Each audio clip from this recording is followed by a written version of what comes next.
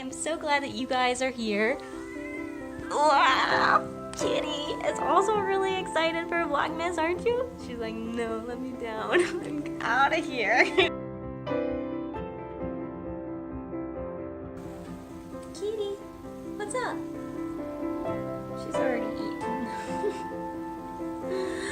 Hi guys, it's day 4 of Vlogmas.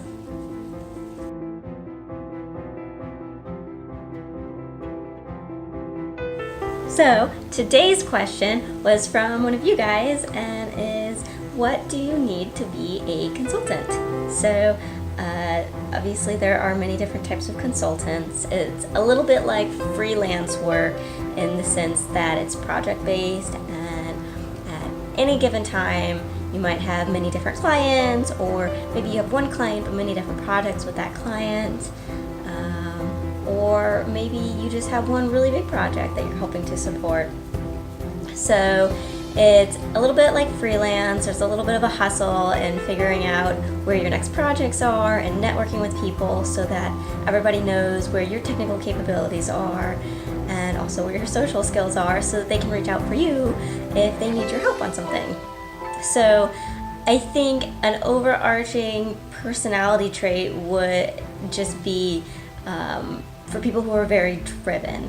So if you're driven and you're comfortable talking to people and looking for work, which I know is a little bit difficult sometimes for us engineers because we tend to be introverts, myself included, and that was probably one of the hardest things starting as a consultant, is that you start this job and you think, oh, I'm just going to be there 40 hours a week and it's going to be great, I'm going to have all this work to work on, and it turns out you have to go around and ask people in their offices, hey, I'm light on work, do you have anything I can work on, because you're trying to fill up your timesheet, right? So just because you're a salaried employee doesn't mean you're actually salaried, which is crazy. It's a little bit of a misnomer. So you're filling out your timesheet because every hour you work gets charged to a client, or gets charged to an overhead budget like a training budget or a proposal budget.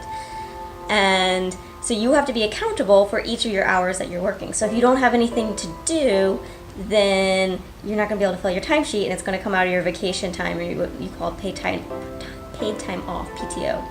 So it definitely rewards the people that are able to work really fast and get a lot done, and then you'll be put on more projects and bigger projects, and so there's a lot of like being able to navigate and go to like things that really interest you and that you're really excited about, which is one of the things that I really like about consulting. And it sometimes you have to be very clear though that, hey, this is taking me a lot longer than you thought it would take me, and it's because I have to do all of this. And so you have to be top on your game, and not even your technical know-how, but your communication skills and your social skills, and being able to make sure that when you tell somebody what you're working on, that you're able to explain it in terms that they understand. So a lot of times we're making presentations to clients or to the public or to other people we work with, maybe the graphics person or your technical writer or your editor, and you have to be able to take all this like really high level engineering stuff and speak it in their language. So maybe it's a client who is a civil engineer, but it doesn't know this technology as well as I do, which is why I've been hired to help with it. So I have to recognize where their skill set is and how I explain it to them. So I don't need to explain it to another civil engineer like they're 5 years old, you know, like that subreddit, tell me like I'm 5, or explain it like I'm 5. I can talk more at a civil engineering level, but I still have to be able to clearly tell them what I'm working on and what I'm doing, and how I got to the conclusions that I got to. And then at the same time, I might be telling the exact same thing to somebody who has no engineering background and who I would need to explain it at a different level. So that is the kind of high level skills I think that you would need to be a consultant, is being a driven person, being able to hustle, go outside of your comfort zone if you need to ask for other work or network with people, and be able to recognize what other people need, because you're working on a huge team, so your emotional intelligence skills, or what they call your EQ, would come into handy. Yeah.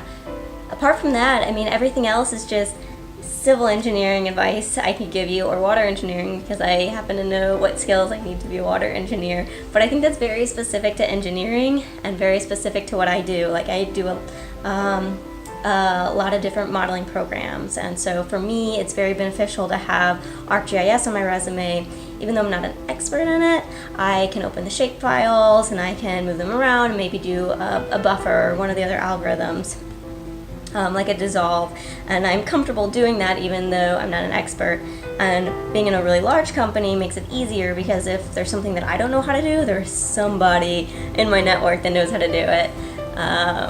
So yeah, for me, knowing different programs, knowing Microsoft Office, obviously all of my skill sets that would be useful in any other job, like government work or nonprofit or working in the industry.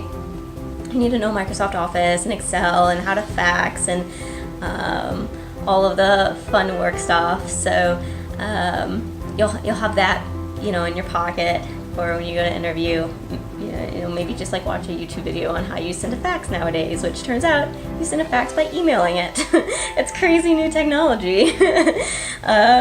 And then you also have all of your technical background. You'll have your references and all the project work and teamwork you did in your undergrad career, and maybe your master's or graduate level work, and you'll be able to talk to that, and you'll be able to your unique value proposition will probably be being techie, or a little bit more of a digital native than the people that are hiring you. So you know something about learning new programs, or being able to optimize based on using a web interface, or something that somebody else that is very experienced in engineering and in what they're doing might not be more experienced on this visualization side, or on how to network in a virtual workspace, or maybe you know a whole lot about personal branding and setting up your LinkedIn account, and that is something that you bring to the table, and that I think is very helpful and necessary skill, and that you guys can use to your advantage when it comes to interviewing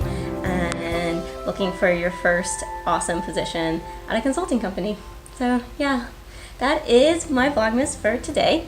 That was a question from you guys. If you have any more questions, put them in the comment box below, and I will put it up in a video and try to answer it the best I can. And hopefully this is helpful, and all these videos are helpful, and you guys are having as much fun as I am. So anyway, I will see you guys tomorrow. Bye!